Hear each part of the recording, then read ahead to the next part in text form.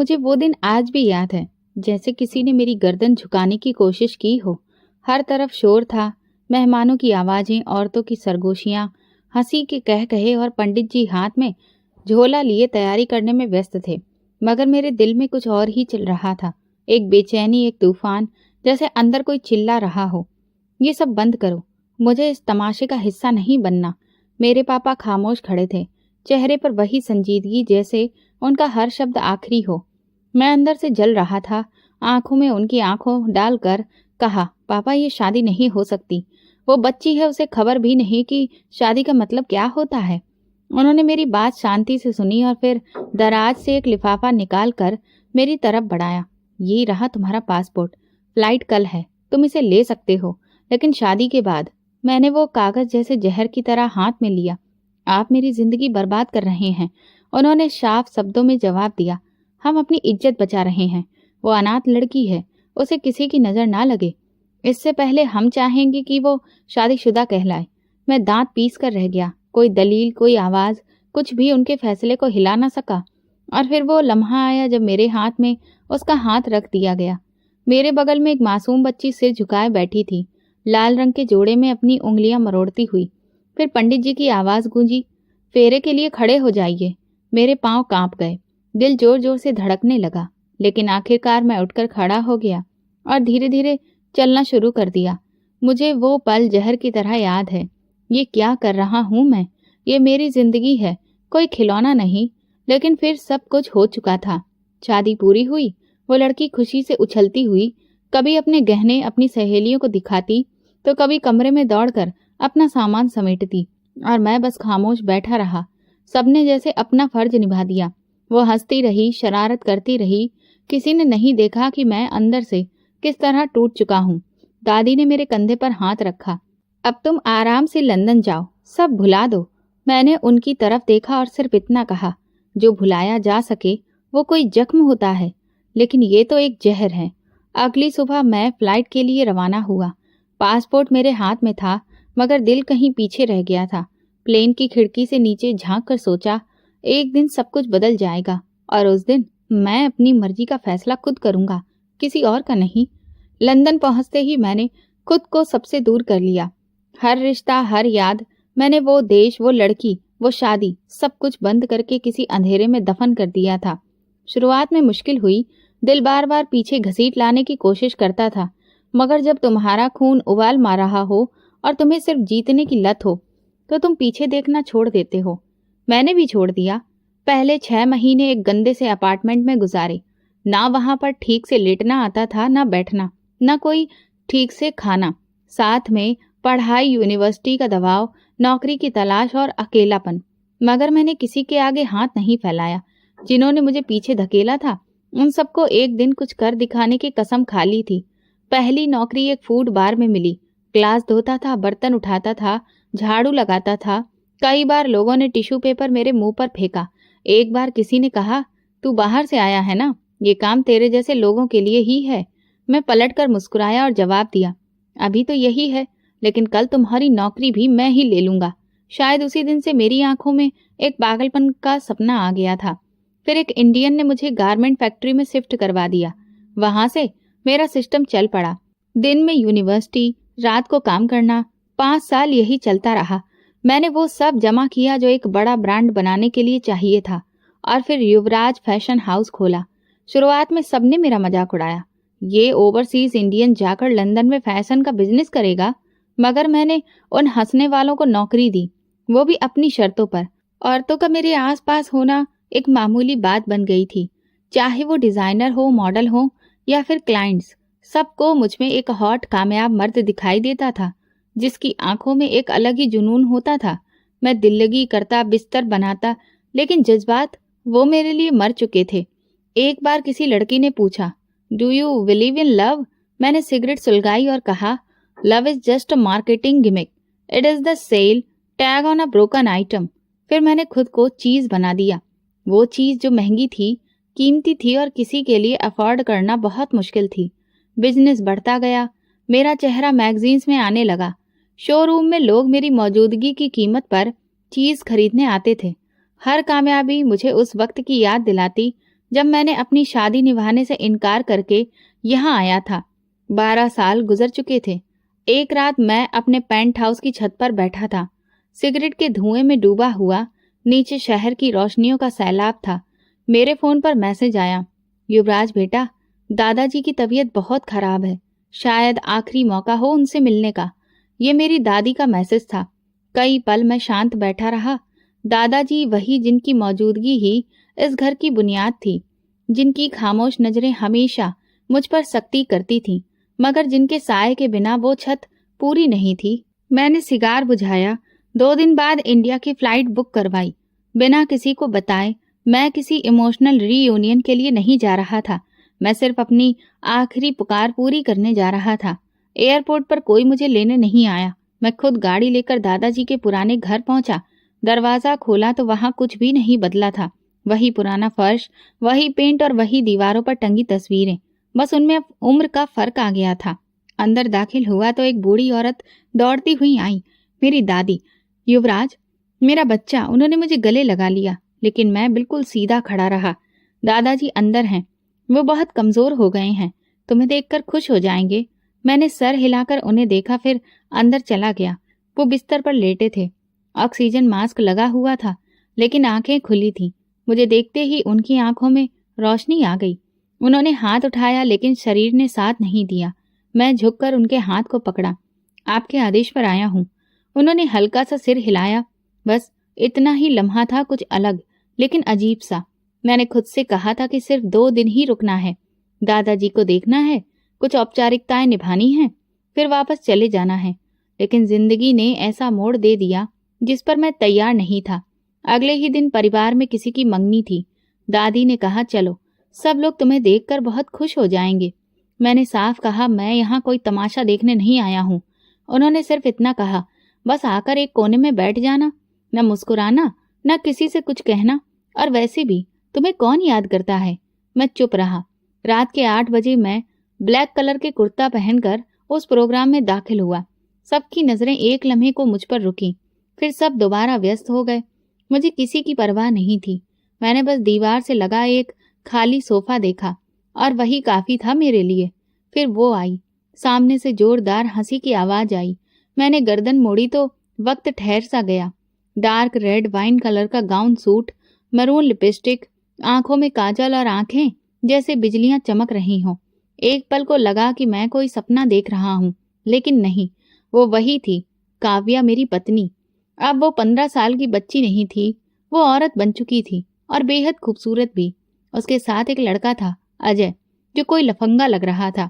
Shirt के ऊपर jacket पहने हुनकार मार रहा था, जैसे इस महफिल का वही स्टार हो।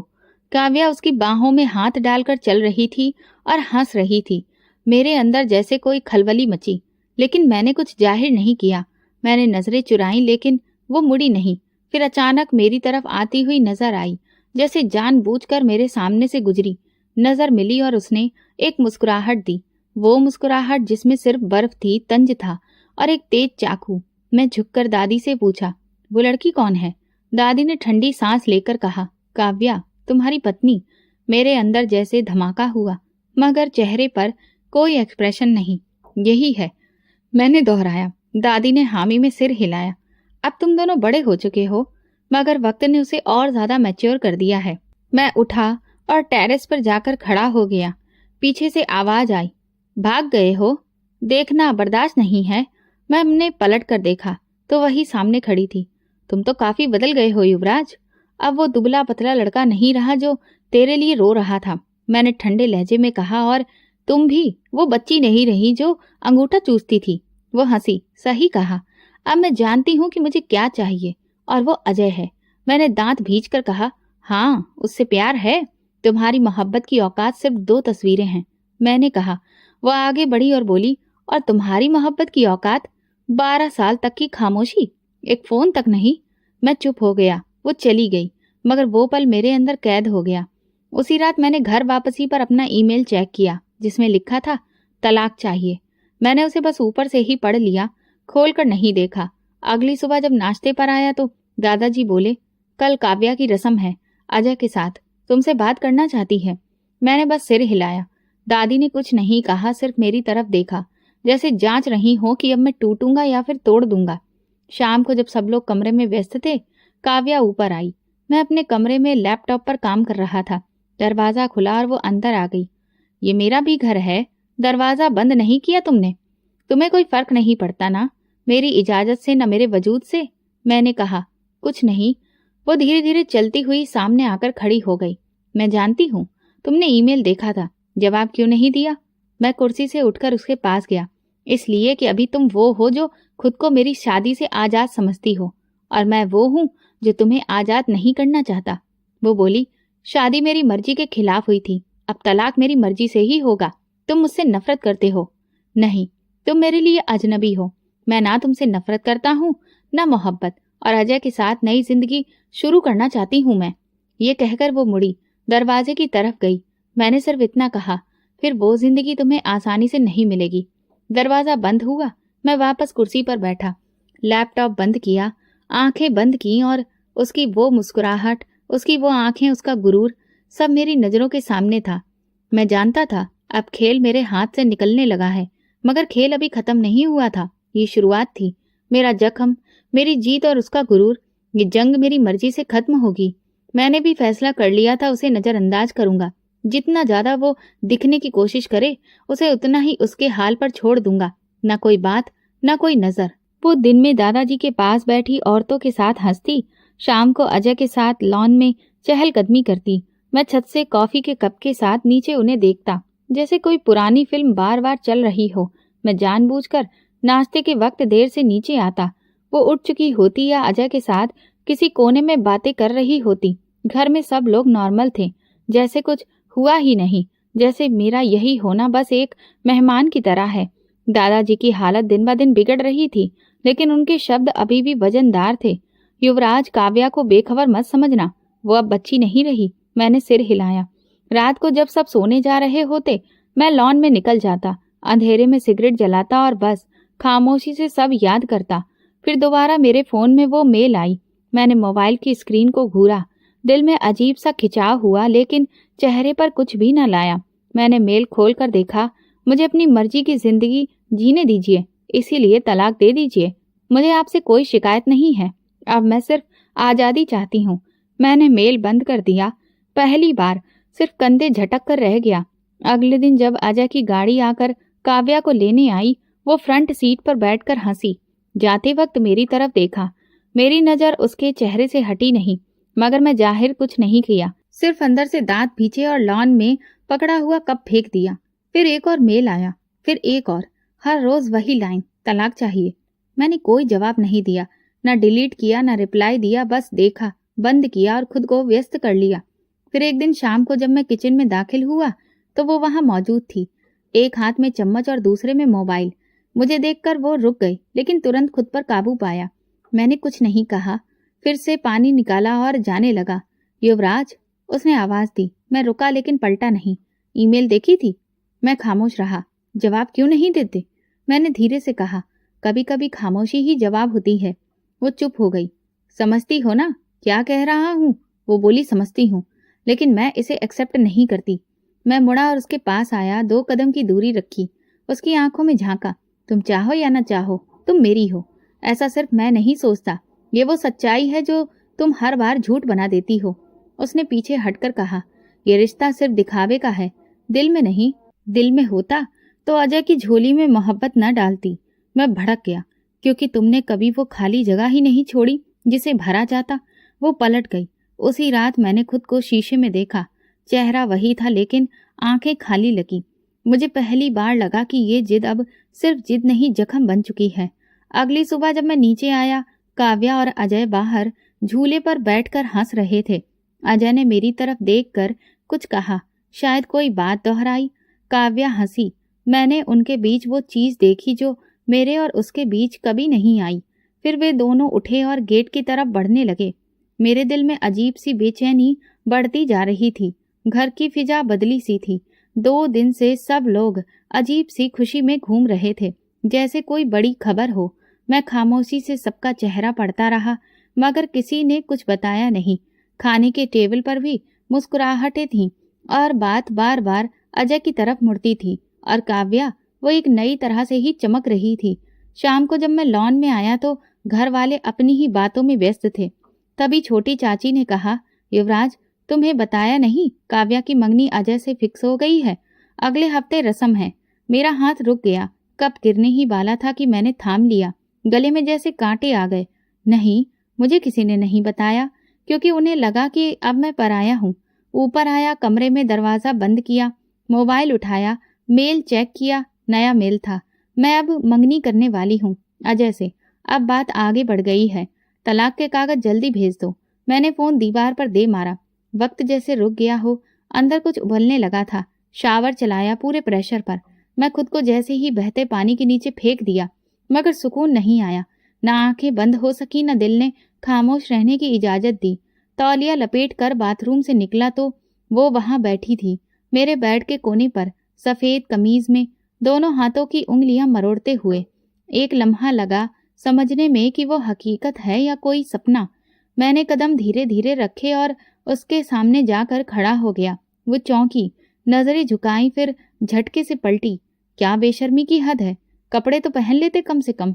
मैं हंसने लगा। भूल रही हो, मैं अपने कमरे में हूँ और तुम हो, जाओ यहाँ से। चुपके से आ गई हो और अब मुझे भाषण दे रही हो। दरवाजा बंद नहीं था तो मैं समझी कि शायद कोई नहीं है। वो बोलते बोलते रुक गई। मैं एक कदम और आगे बढ़ा। तुम जानती थी कि मैं यहाँ हूँ। तुम चाहती थी कि मैं तुम्हें इस तरह देखूं, ऐसा सोचूं और फिर मैं भड़कूं। बकवास बंद करो। मैं सिर्फ बात करने आई हूँ, मंगनी के बारे में बताने या फिर झूठ की सफाई देने। मैं घुर्राया। वो खड़ी हुई, आंखों में चमक आ गई। हाँ, झूठ था। खुश हो गए ना? तुम्हें सिर्फ जलाने के लिए कहा था, ताकि तुम सच में कोई फैसला लो। मेरे अंदर जैसे बिजली सी दौड़ गई। तो अब मान लिया कि अजय सिर्फ तुम्हारी जिद का हथियार है? हाँ, क्योंकि तुमने कभी मेरी सच्चाई सुनने की कोशिश ही नहीं की। हमेशा खामोश, बेपरवाह। वो चिल्लाई। मैंने उसकी बाजू पकड़ी, उसे दीवार से लगाया और पास जाकर धीमी आवाज में कहा, बेशरम, तुम मेरी पत्नी हो। तुम्हें देखने के लिए मुझे इजाजत की जरूरत नहीं। छोड़ो मुझे। वो जोर से धक्का देती हुई आगे बढ़ी, लेकिन मैं पीछे नहीं हटा। तो फिर क्यों आई थी कमरे में? अगर झूठ से कोई जीत नहीं होनी थी, ये सब क्यों किया? क्योंकि मुझे जानना था कि तुम्हें कोई फर्क पड़ता भी है या नहीं। मेरे हाथ खुद ब खुद धीमे पड़ गए। वो तुरंत दीवार से हटकर पीछे हो गई। बोली, अब साफ हो गया है कि तुम्हें बस कब्जा चाहिए, जज्बा नहीं। तुम मालिक बनना चाहते हो, साथी नहीं। मैंने गहरी सांस ली। तुम ये मान लो कि तुम सिर्फ अजय से बदला ले रही हो, क्योंकि उसके लिए तुम्हारी आंखें वैसे नहीं चमकती जैसे मेरे लिए चमकती थी। कुछ पल को उसके होंठ हिले, मगर वो कुछ बोली नहीं। तो चली जाओ, और हाँ, अगली बार मेरे कमरे में बिना इजाजत आने से पहले सोच लेना, क्योंकि अगली बार मैं सिर्फ तुम्हें रोकने पर नहीं, खुद को रोकने पर भी मजबूर नहीं रहूंगा। उसने पलटते हुए कहा, खुद को? तुम समझते क्या हो खुद को? वो जो तुम्हें तुमसे बेहतर जानता है। दरवाजा बंद हुआ और मैं टूटकर बेड पर गिर गया। ये कोई साधारण झगड़ा नहीं था, ये जंग का पहला वार था और अब मुझे हारना नहीं था, चाहे कुछ भी करना पड़े। उसके जाने के बाद कमरे की खामोशी बहुत भारी लगने लगी थी। मेरी उंगलियां दीवार पर लगातार चल रही थीं, जैसे किसी अंदरूनी जंग का नक्शा बना रहा हूं। मैं जानता था ये जो कुछ हुआ मामूली नहीं था। वो सिर्फ मुझे भड़काने नहीं आई थी, वो खुद भी अंदर से टूट रही थी। लेकिन एक बात तय थी, अब यह खेल दो तरफ का हो चुका था। अगली सुबह नाश्ते पर कोई जिक्र नहीं हुआ। वो सामने वाली कुर्सी पर बैठी थी जैसे कुछ हुआ ही ना हो। आंखों में ठंडक, चेहरे पर खामोश तंज और लहजे में वो गूंज जो मुझे बेचैन कर देती थी। मैंने भी जाहिर किया जैसे कल कुछ भी नहीं बिगड़ा, लेकिन अंदर से हर पल मेरी सांसों में खरोंच पड़ रही थी। दोपहर को मैं बाहर निकला तो लॉन में वो अजय के साथ बैठी हुई दिखी। उसके हाथ में चाय का कप था और वो कुछ बोल रही थी, जिस पर अजय बार बार ठहाके लगा रहा था। मैंने उसके चेहरे की तरफ देखा और मुझे लगा कि वो जानबूझकर जोर जोर से हंस रही है, जैसे मेरी तरफ भेज रही हो हर हंसी, हर लम्हा, हर नजर। जब दोनों अंदर दाखिल हुए तो मैं रास्ते में खड़ा था। वो मेरे पास से गुजरी, गर्दन ऊंची किए बिना किसी झिझक के। मैंने आवाज दी, काव्या। वो रुकी। अजय कुछ बोलने की कोशिश करने ही वाला था कि मैंने उसकी तरफ देखा और वो चुप हो गया। कुछ जरूरी बात है, अकेले में, मैंने सख्त लहजे में कहा। अजय ने काव्या की तरफ देखा वो थोड़ी देर मुझे घूरती रही, फिर बोली, ठीक है, आती हूँ। मैं सीढ़ियाँ चढ़कर चला गया। दिल की धड़कन तेज हो रही थी। 5 मिनट के बाद दरवाजा खुला। वो अंदर आई, सफेद कुर्ती में, बाल खुले हुए, वही चमक, वही जिद। क्या है? मैं पलटा, उसकी तरफ कदम बढ़ाए। तुम क्या चाहती हो? साफ कह चुकी हूँ, अजय से शादी, तुमसे आजादी। और अगर मैं वो आजादी ना दूं तो फिर मैं खुद ले लूंगी। वो आगे बढ़ी। भगोड़ी, अदालत जाओगी या कोई और ड्रामा करोगी? मैंने तंज भरे अंदाज में कहा। तुम ड्रामा समझते हो मेरी जिंदगी को? तुम सिर्फ मेरी जिंदगी का एक धब्बा हो जो मैं मिटा देना चाहती हूँ। मैं आगे बढ़ा, गुस्से से उसकी बाजू को पकड़ा और एक झटके से उसे दीवार से लगा दिया। वो चौंक गई, पलकें तेज झपकाई, मगर आंखों में डर नहीं था, बस वही खामोशी। मैं उसके बिल्कुल करीब होकर बोला, क्या समझकर खेल रही हो? मेरा सब्र आजमाना बंद करो। ये जबरदस्ती है। उसकी आवाज भर आई। हाँ, वही जबरदस्ती जो तुम कर रही हो, मेरी बर्दाश्त के साथ, मेरी हदों के साथ। मैंने जोर से कहा, तुम कुछ भी कर लो, अब मैं तुम्हें नहीं चाहती। उसने कहा, मगर आवाज कमजोर थी। और तुम मेरे अंदर की वो आग हो जो जलाए बिना चैन नहीं लेने देती। मैंने उसके चेहरे के बिल्कुल करीब जाकर कहा। वो कल की तरह पलटी, फिर एकदम जोर से मुझे धक्का दिया। तुम्हें लगता है तुम जीत रहे हो? नहीं युवराज, तुम हार चुके हो, क्योंकि तुम्हें तुम्हारी जगह याद दिलाने वाली औरत अब तुम्हारे काबू में नहीं है। मैं खामोश हो गया, उसे जाता देखता रहा। दरवाजा बंद हुआ। मैंने दीवार पर मुक्का मारा। उसी समय समझ आया, ये लड़ाई सिर्फ शब्दों की नहीं रही, अब ये पूरी जंग है, अधिकार की। और उसे आज की जो वो हर रोज मेरे अंदर बढ़ती जा रही थी। लेकिन मैं ये जंग किसी कीमत पर हारने वाला नहीं था। उस दिन के बाद मैंने खुद को थोड़ा पीछे कर लिया, कुछ भी जाहिर नहीं होने दिया, जैसे कुछ हुआ ही नहीं। वो अपनी रोजमर्रा की तरह चलती रही और मैं बस देखता रहा, मगर अंदर एक सनसनी फैल चुकी थी। कुछ खटक रहा था, कोई बात, कोई अंदाज, अजय का लहजा, उसका व्यवहार, सब कुछ। बात पूरी तरह से साफ तब हुई जब एक रात मैं गुजर रहा था और सामने वाली दीवार के पास रोशनी कम थी, लेकिन आवाज साफ थी। काव्या अजय के साथ खड़ी थी, कुछ संजीदगी से बात कर रही थी। मैं रुक गया। आवाज धीमी थी, लेकिन हर बात तीर की तरह दिल में लग रही थी। अजय कह रहा था, अगर मैं तुम्हें पसंद नहीं किया होता तो कभी तुम्हारे साथ ये बातें नहीं करता, मगर अब युवराज वापस आ चुका है और वो तुम्हें अपने अधिकार में करने पर तुला हुआ है। सोच लो, अगर तुम्हें तलाक नहीं मिला तो मेरा इंतजार भी खत्म हो जाएगा। काव्या की आवाज हल्की सी कांपती हुई सुनाई दी। नहीं, वो मुझे जल्दी ही तलाक दे देगा। तुम्हें मुझ पर भरोसा नहीं है? अजय ने हंसते हुए कहा। भरोसा? जिस लड़की को 12 साल की शादी के बाद भी ये नहीं पता कि उसे क्या चाहिए, उस पर मैं कैसे भरोसा कर लूं? मैं वैसे भी ये सब यूं ही शुरू किया था। अब अगर प्यार हो गया तो वो अलग बात है, लेकिन अब मैं तमाशा नहीं बनना चाहता।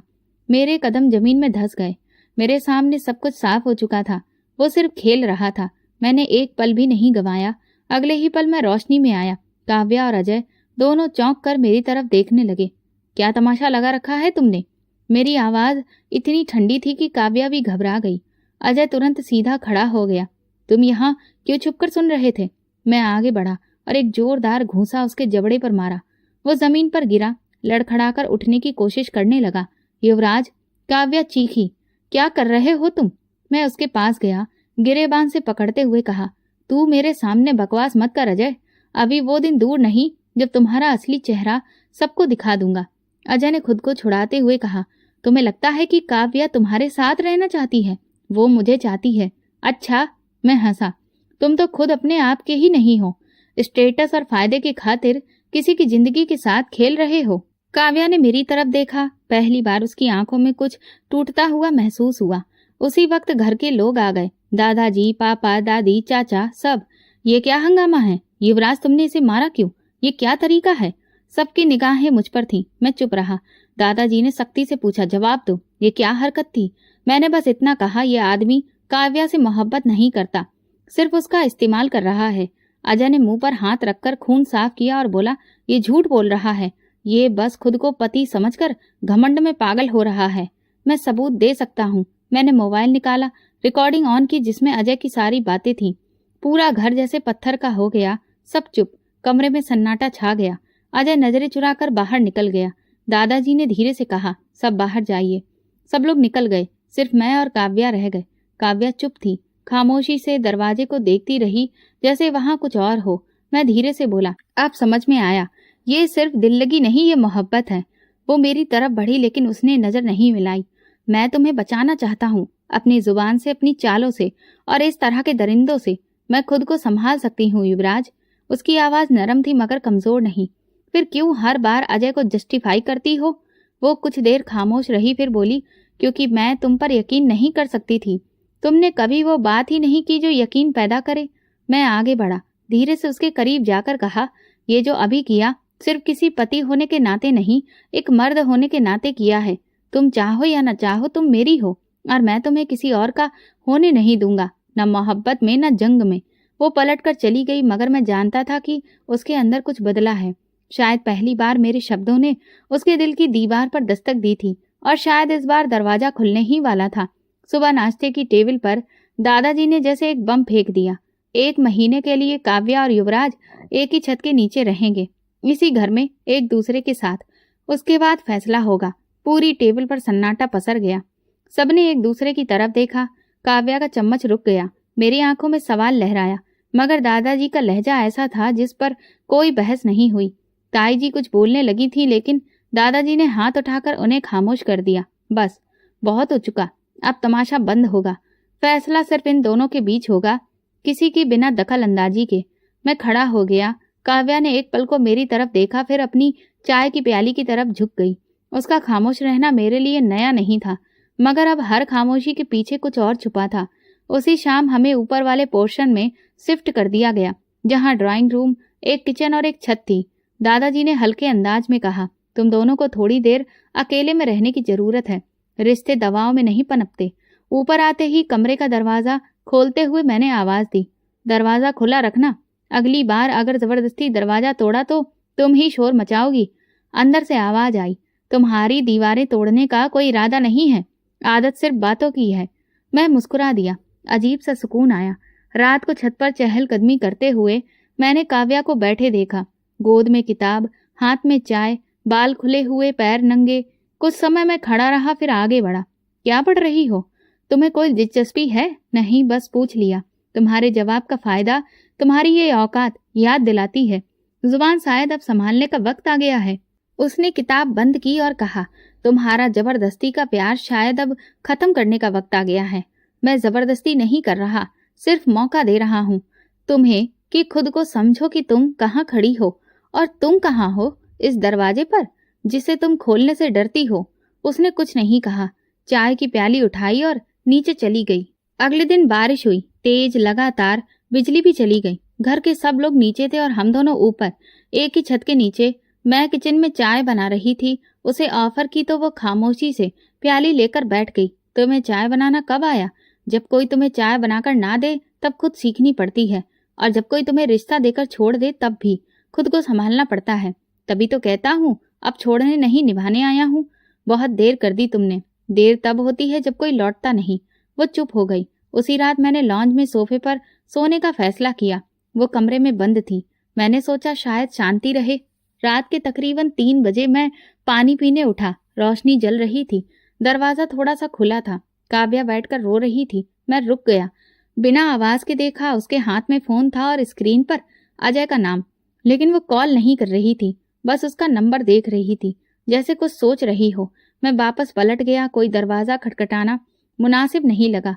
अगली सुबह आम दिनों की तरह ही खामोश थी। नाश्ते पर कुछ नहीं कहा। किचन में बर्तन धोते हुए मैंने पूछा, अजय का क्या हाल है? उसने हाथ रोककर मेरी तरफ देखा। क्यों पूछ रहे हो? जलन है या हमदर्दी? बस जानना चाहता हूँ। तुम अभी भी उसी तरफ हो या वापस सोचने का वक्त आया है? मैंने उसे सोचना भी बंद कर दिया है। बस जो होना है होने दो। तो फिर तुम रहो, मैं देखता हूँ कैसे अपने फैसले के साथ अकेला छोड़ती हो। युवराज। वो रुकी। पहली बार मेरा नाम वैसे पुकारा जैसे बरसों से नहीं पुकारा था। मैं पलटा। क्या कभी तुम्हें पछतावा हुआ? मैं रोज हर रात पछतावे में ही जीती रही, पर पछतावे की कीमत तुमने चुकाई है, मैंने नहीं। इसीलिए अब तुम्हें अपनी कीमत दिलाने याद आया हूँ। वो कुछ देर तक मुझे देखते रही, फिर पलट गई। हम 1 महीने की इस कैद में जैसे रोज थोड़े थोड़े बदलने लगे थे। चाय के कप टकराते थे, नजरें मिलती थीं, बातें कटती थीं और खामोशी एक अलग जुबान बोलती थी। ये कैद अब सजा नहीं, नजदीकियां बनने लगी थी और मुझे यकीन था अब की बार दरवाजा खुलने ही वाला है। 5 दिन हो चुके थे। हम एक दूसरे से बात करते थे, लेकिन सिर्फ ताने फेंकने के लिए। किसी दिन चाय पर झगड़ा, किसी दिन खाने पर। हर छोटी बात पर जुबान की चोट बढ़ती जा रही थी। अभी एक उलझन में बदलने लगी थी। उसी शाम वो मेरे सामने आकर खड़ी हो गई, जैसे कुछ कहने की हिम्मत जमा की हो। मैं वापस नीचे जाना चाहती हूँ। क्यों? मैंने मोबाइल से नजरें हटाए बिना कहा। क्योंकि ये सब फिजूल है। 1 महीने की जबरदस्ती से कोई रिश्ता ठीक नहीं होता। तुम्हें लगता है मेरी खामोशी कमजोरी है? नहीं, मैं सिर्फ बर्दाश्त कर रही हूँ खत्म करने के लिए। मैंने आंखें घुमाकर उसे देखा।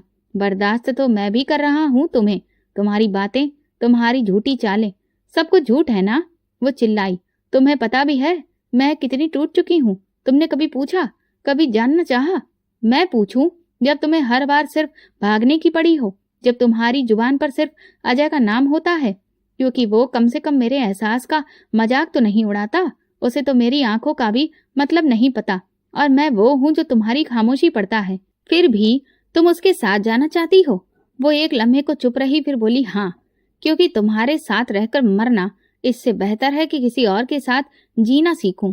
मैं गुस्से में पानी का गिलास उठाकर दीवार पर दे मारा। जाओ, फिर तुम्हें रोकने की कोशिश भी नहीं करूंगा, कभी नहीं। न 12 साल पहले और न अब। तुमसे तो दुश्मन भी बेहतर होते हैं। वो चीख कर कमरे से निकल गई। दरवाजे की धमाकेदार आवाज कमरे में गूंज गई। मैं देर तक बैठा रहा, आंखें बंद की, सांस काबू में लाने की कोशिश की। कुछ भी सुकून नहीं दे रहा था। अगले दिन सुबह 6 बजे के करीब दरवाजे पर जोर जोर से दस्तक हुई। मेरी दादी की आवाज आई, युवराज, जल्दी नीचे आओ, काव्या का एक्सीडेंट हो गया है। मेरे पैरों तले से जमीन खिसक गई। मैं बिना कुछ पहने सिर्फ चप्पल डालकर दौड़ता हुआ नीचे आया। सब घरवाले परेशान थे। अजय भी मौजूद था, लेकिन खामोश, दीवार से लगा हुआ। कहाँ है वो? कहाँ लेकर गए?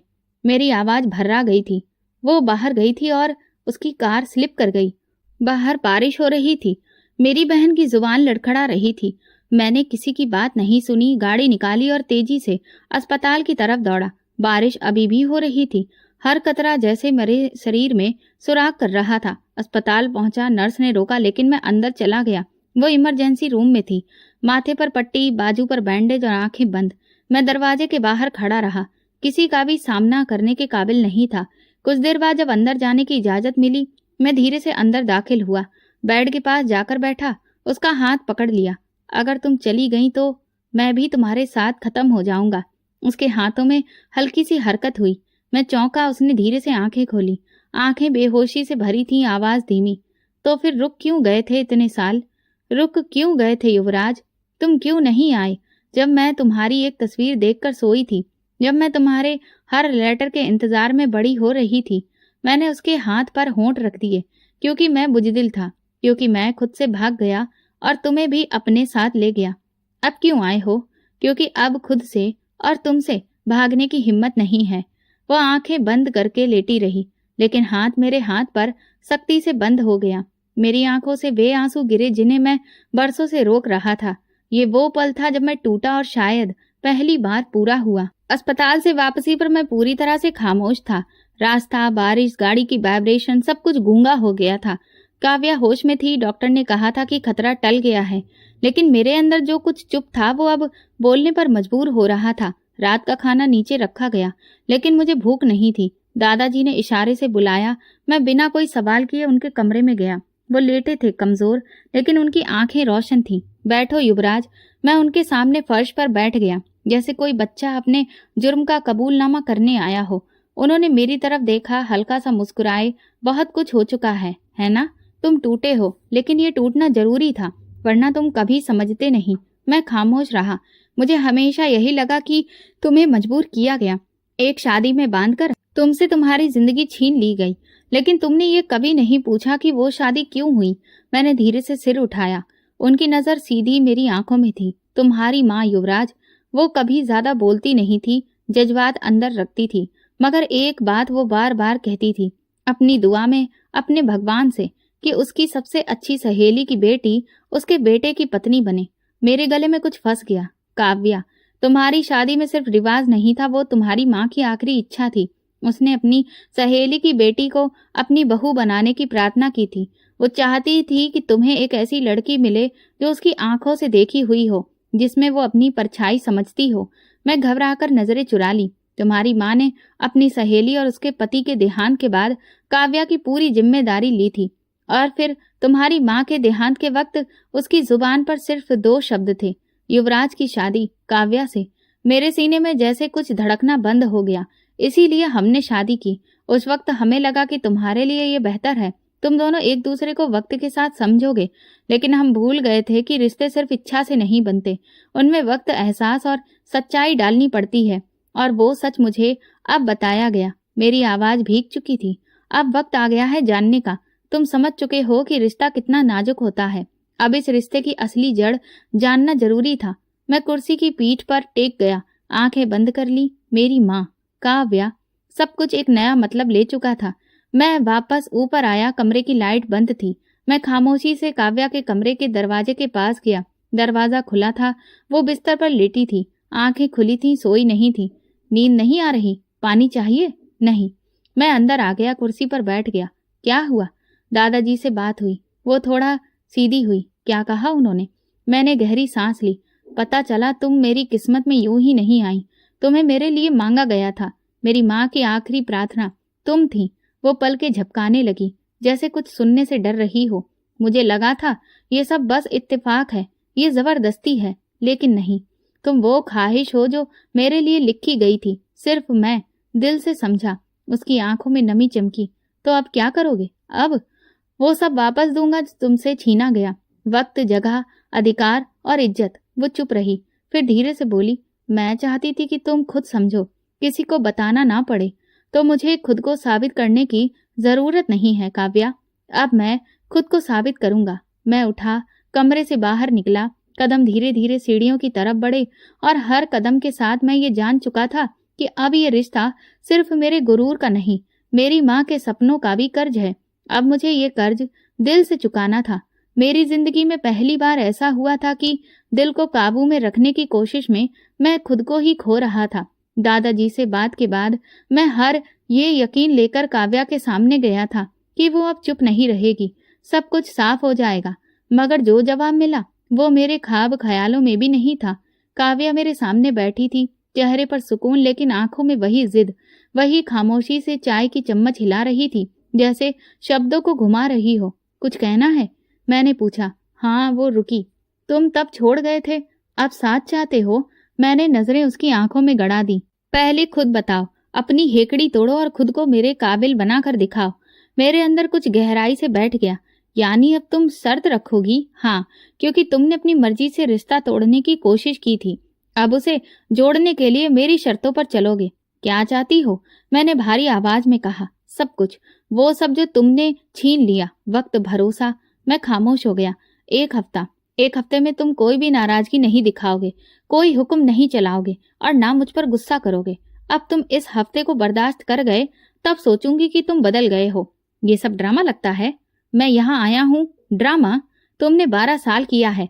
अब अगर एक हफ्ता तुम्हें इतना बड़ा लग रहा है तो ये रिश्ता तुम्हारे बस की बात नहीं। उसकी आवाज में वो शक्ति थी जिसने मुझे झुका दिया। ठीक है, मंजूर है। मैं उठा। तुम्हारे हर नियम पर खुद को रखूंगा और देखता हूँ कौन पहले टूटता है। अगला दिन अजीब सा गुजरा। मैंने खुद पर काबू रखा। हर छोटी बात पर कुछ कहने का मन किया, लेकिन मैं चुप रहा। वो रात को जानबूझकर लॉन्ज में मेरे बराबर वाले सोफे पर आकर बैठ गई। कल मेरी यूनिवर्सिटी में प्रेजेंटेशन है, तुम चलोगी साथ? चलूंगा, सिर्फ पति बनकर, चाहने की जरूरत नहीं है। ठीक है। उसने चौंक कर मेरी तरफ देखा। शायद मेरे लहजे में तंज ढूंढ रही थी, लेकिन कुछ मिला नहीं। अगले दिन मैं वक्त पर तैयार था, उसे लेने गया।